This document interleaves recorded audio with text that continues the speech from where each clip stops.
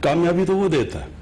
تو یہ جو آپ نے ابھی بڑی اچھی باتیں کی کہ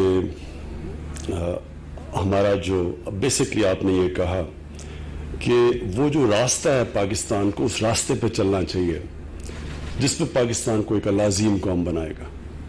ہم وہ راستہ ڈھونڈ رہے ہیں، وہ راستہ جو کہ قائد اعظم جس کی بات کرتے تھے، جو علامہ اقبال جس کی خواب دیکھتے رہے، وہ جو راستہ تھا اس راستے سے ہم بڑی دور نکل گئے. اور اس کی ایک بہت بڑی وجہ ہے کہ وہ جو راستہ تھا اس راستے سے ہم بڑی دور نکل گئے. اور اس کی ایک بہت بڑی وجہ ہے کہ ہمیں ایک بڑی جلدی 15-20 سال کے بعد ایک ڈپینڈنسی سنڈرم آ گیا کہ ہمیں اپنے اوپر کانفیڈنس چلا گیا. ہمیں ایک کلونیلزم کا جو ایک بہت کلونیلزم تو ہے ہی تباہی ایک قوم کے لیے، کیونکہ ان کے اندر سیلف ورتھ کانفیڈنس ختم کر دیتی ہے. لیکن جو انہوں نے ہمیں ڈپینڈنسی سنڈرم پہ لگا دیا کہ ہم ایک غلام ذہنیت کے لوگ ہیں، جو بھی ترقی کرتی ہے تو وہ مغرب کرتی ہے اور ہم ان کی بس اسے سیکھتے ہیں، یعنی ہم اچھے غلام بن جائیں. میں جب پہلی دفعہ، میں صرف آپ کو یہ مائنڈ سیٹ کی بات بتانا چاہتا ہوں کہ میں جب پہلی دفعہ انگلینڈ کرکٹ کھیلنے گیا پاکستان ٹیم کے ساتھ، تو میرے سینئر پلیئرز جو تھے، میں تو 18 سال کا تھا، میں بڑی خواب لے کے گیا ہوا، تو میرے سینئر پلیئرز نے مجھے کہا کہ اگر ہم انگریز سے عزت سے ہار جائیں تو یہی ہماری کامیابی ہے. یعنی وہ اتنا ایک کمپلیکس تھا کہ ہم ان سے جیت ہی نہیں سکتے. یہی مائنڈ سیٹ ہے ہر جگہ پہ. کیوں نہیں ہم اپنے سائنٹسٹ پروڈیوس کرتے؟ کیوں نہیں ہم اپنی چیزیں ایجاد کرتے؟ کیوں نہیں ہم کسی فیلڈ میں اپنے پیٹنٹس لگاتے؟ جس طرح یہ مائکروسافٹ ہے یا یہ فیس بک ہے، یہ ان کی میں ورتھ دیکھ رہا ہوں، ہمارا سارا بجٹ سال کا 40-50 ارب ڈالر ہوگا، 60 ارب ڈالر ہوگا. اس کی ایک کمپنی کی ورتھ 2000 ارب ڈالر ہے. کیونکہ جو آپ نے بات کی کہ وہ ٹیکنالوجی انوویشن اس طرف نکل گئے ہیں، اور ہم ایک بس جو وہاں سے ہمیں چیز آتی، ہم کاپیز بن گئے ہیں، ہم کاپی کرتے ہیں. تو یہ جو خواب تھی آپ نے ڈاکٹر صاحب، مجھے بہت پہلے میں ابھی ہمیں گورنمنٹ نہیں ملی تھی کے پی میں، تب سے آپ وہ بات کرتے تھے کہ یہاں ہمیں سیٹ اپ کرنی ہے جوائنٹ کولیبوریشن سے باہر 8 یا 9 یونیورسٹیز کوالٹی کی. مجھے یاد ہے یہ بھی آپ کہتے تھے، اور آپ نے پھر ٹھیک کہا کہ پھر پیپلز پارٹی کی گورنمنٹ آ گئی اور پھر کہتے ہیں the rest is history. تو اب ہے ٹائم کہ ہم اسی راستے پہ جائیں جس راستے پہ پاکستان کو آتے ساتھ ہی جانا چاہیے تھا جب ہمارا ملک بنا. اور بدقسمتی سے ہمارے جو قائد اعظم تھے وہ زیادہ دیر زندہ نہ رہ سکے، کیونکہ مجھے پورا کانفیڈنس ہے جو ان کی سوچ تھی انہوں نے ہمیں اس راستے پہ لگا دینا تھا. وہ راستہ ہے اب کہ پاکستان اب اپنا راستہ بنائے، ہم اپنے ذہنوں کو آزاد کریں کہ ہم کوئی اچھے غلام نہیں بننا چاہتے، ہم ایجاد کرنا چاہتے ہیں، ہم نیا راستہ ڈھونڈنا چاہتے ہیں، اپنا راستہ. اور وہ آئے گا سائنس اور ٹیکنالوجی سے، نالج اکانومی سے، وہ تعلیم سے آئے گا. ہماری دو بڑی ایڈوانٹیجز ہیں. ایک کہ ہمارا دنیا میں سیکنڈ ینگسٹ پاپولیشن ہے، ایک ینگ آبادی ہے. دوسرا ہمارے پاس بڑا ٹیلنٹ ہے. جس طرح ڈاکٹر صاحب نے کہا کہ جب آپ دیکھتے ہیں ہمارے او لیولز اور اے لیولز میں بچوں کی پرفارمنس، تو اس دنیا میں کمپیٹ کرتے ہیں. اسی طرح امریکہ میں دیکھ رہا تھا کہ جو پاکستانی امریکن پاپولیشن ہے وہ ٹاپ 3-4 ایکیڈیمکلی جو ٹاپ پہ جو ایتھنک مائنورٹیز ہیں ان کے ٹاپ کے اوپر پاکستانی 3-4 ان ایتھنک مائنورٹیز میں سے. تو اس کے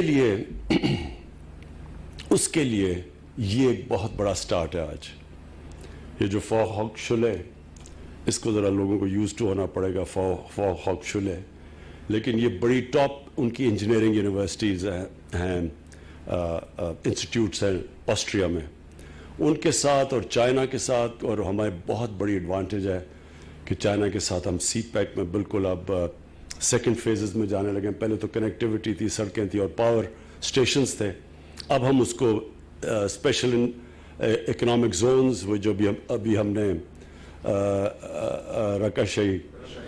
रशाकई में जो भी केपी में शुरू की है, तो वो शुरुआत है। तो अब इंडस्ट्री के अंदर भी उनकी इंडस्ट्रियल रिलोकेशन, टेक्निकल हेल्प वो भी हमें चाहिए होगी, लेकिन सबसे ज़्यादा हमें इधर उनकी मदद चाहिए।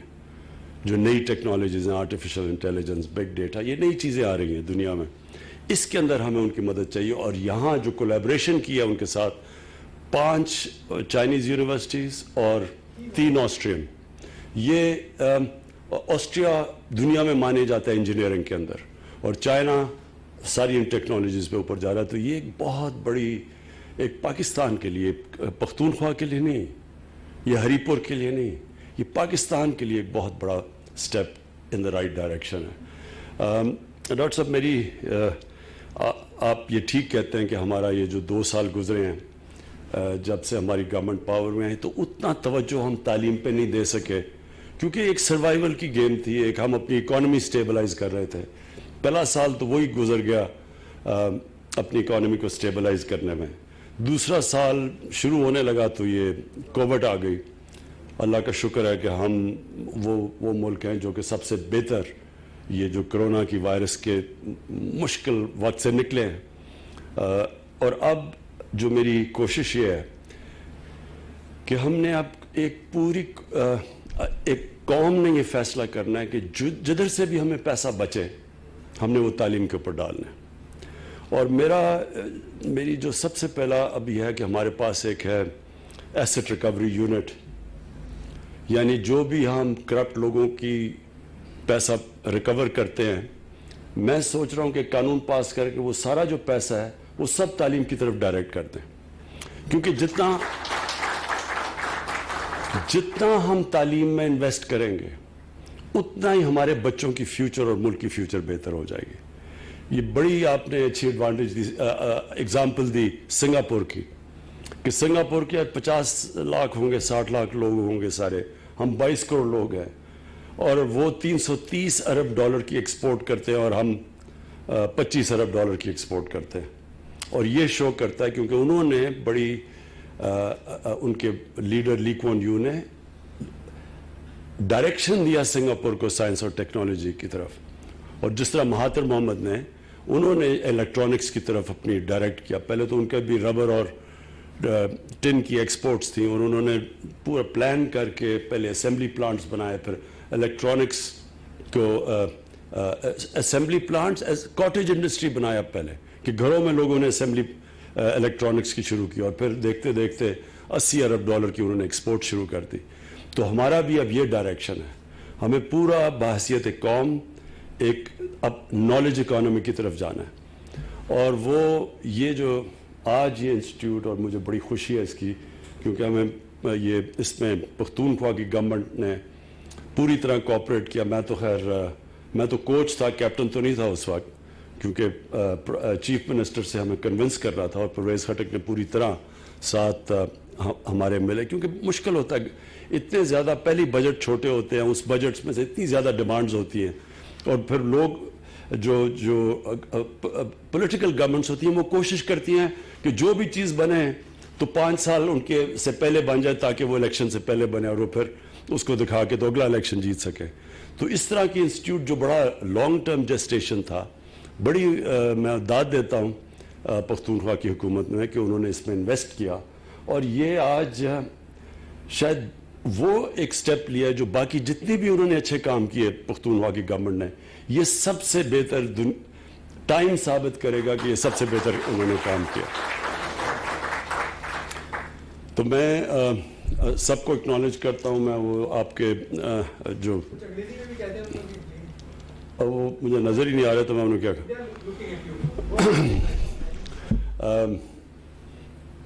मुझे भूल ही गई अंग्रेजी।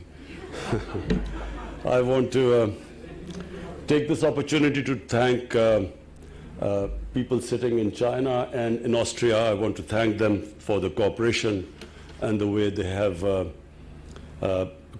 helped us in setting up this institute, and for future cooperation.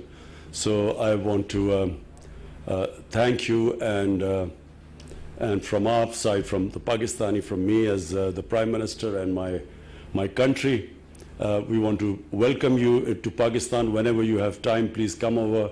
You will be our honored guests. Thank you. Okay, ji. وزیر